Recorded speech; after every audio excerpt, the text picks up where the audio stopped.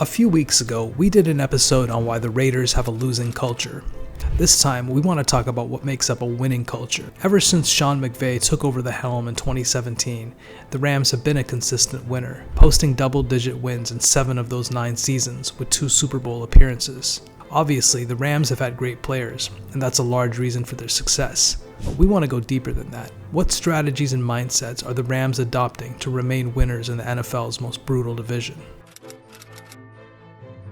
Following their Super Bowl win in 2022, Andrew Whitworth, the Rams' former offensive tackle, noted that the Rams have a unique environment that's fun and energetic. Whitworth praised Rams culture, stating that this is an environment where coaches aren't out on the field like drill sergeants, just screaming at players. Instead, coaches adopt a mindset called positive psychology, where players are encouraged to be themselves and always believe their next snap will be the best one.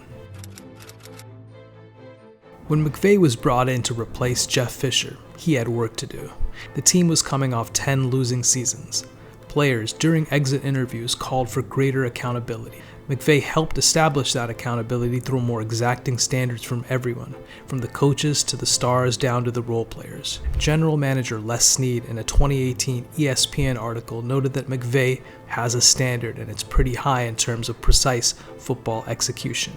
A perfect example, during preseason conditioning drills, players who failed to touch the line during running drills were fined. Offensive plays were run over and over until they were executed perfectly, while the defense watched on. Practices aren't known to be long, but intense, as McVay wants players to replicate the stress of game time. The Rams have been one of the most aggressive franchises when it comes to team building. They seemingly know when to be aggressive, when to rebuild, and when to move off players. The most well-known moves clearly paid off, trading Jared Goff for Matt Stafford, acquiring Von Miller, signing Odell Beckham, and parting ways with Cooper Kupp and drafting the likes of Puka and Jared Verse to create a youth movement.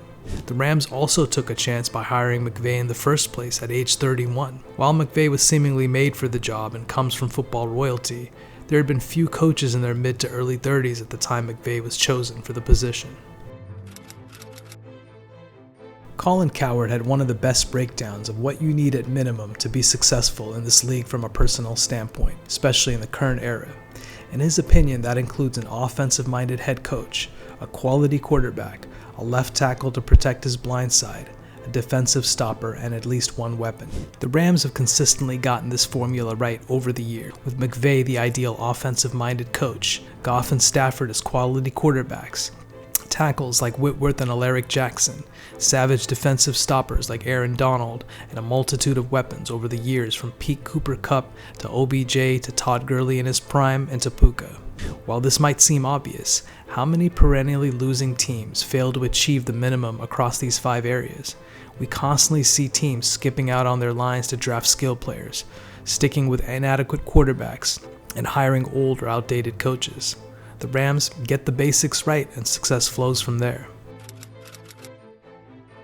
The outcome for the Rams is that they are on the cutting edge of football strategy. After McVay was hired, there was a rush to hire any coach that had worked with him or even had an association to him. While many correctly praised the likes of John Harbaugh and Mike Tomlin as pillars of continuity, the Rams have also become an example of consistency in winning, which is 1 losing season in the last 9 and continuity through McVay and the front office.